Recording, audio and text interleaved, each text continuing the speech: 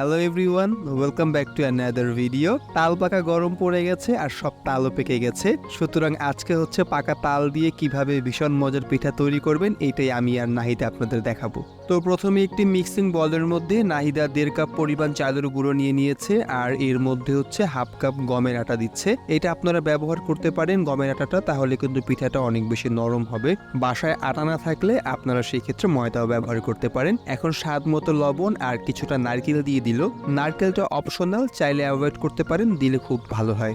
আর স্বাদ মতো চিনি দিয়ে দিচ্ছি। আমরা চিনির কোনো পরিমাণ আপনাকে বলছি না, আপনি যতটুকু মিষ্টি খেতে চান ওইভাবেই দিবেন।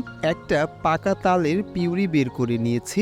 আপনারা যখন তাল কিনবেন চেষ্টা করবেন একটু কালো দেখে তালটা কেনার জন্য, বিকজ লাল যে তালটা হয় ওটা একটু তেতা হয়। আর তালের পরিমাণটা যদি বলি, প্রায় 1.5 কাপ তাল ছিল। আমি একবারে দিব না, আমি একটু একটু করে দিচ্ছিলাম আর নাহিদা হচ্ছে মাখাচ্ছিল।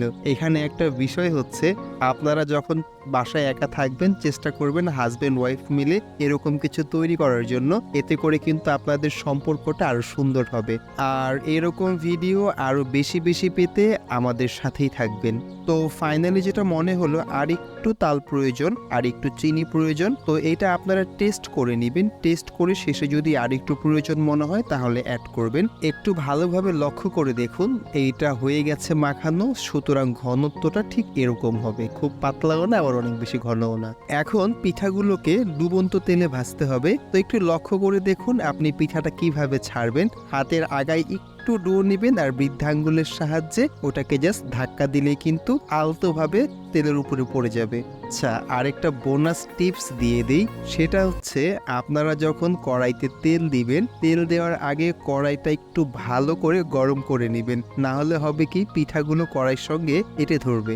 আর পিঠা তেলের মধ্যে ছাড়ার সময় অবশ্যই কিন্তু হাতটাকে সাবধানে রাখবেন যাতে তেল ছিটে হাতে না আসে, তাহলে কিন্তু আবার হাত পুড়ে যাবে। তো আমাদের যখন সবগুলো পিঠা দেওয়া হয়ে গেছে, এখন আমরা 2 মিনিট অপেক্ষা করব একটা পাশ ভালোভাবে ভাজার জন্য। একটা পাশ যখন প্রপারলি ভাজা হয়ে যাবে তখন হচ্ছে এটাকে উল্টে দিয়ে আরেকটা পাশ ভেজে নেব। তবে কখনোই প্রথম পাশটা একটু এরকম লালচে না হলে উল্টাতে যাবেন না, এতে করে যেটা হবে পিঠে একটার সঙ্গে আরেকটা এঁটে যাবে। কথা আমি বললেও পুরো রেসিপির ক্রেডিট কিন্তু নাহিদা পাবে।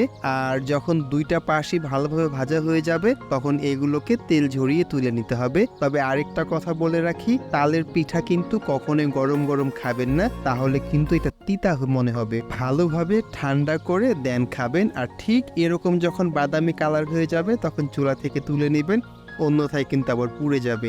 সবাইকে অসংখ্য ধন্যবাদ। আপনারা আমাদের সুখী দাম্পত্য জীবনের জন্য দোয়া করবেন। আল্লাহ হাফেজ।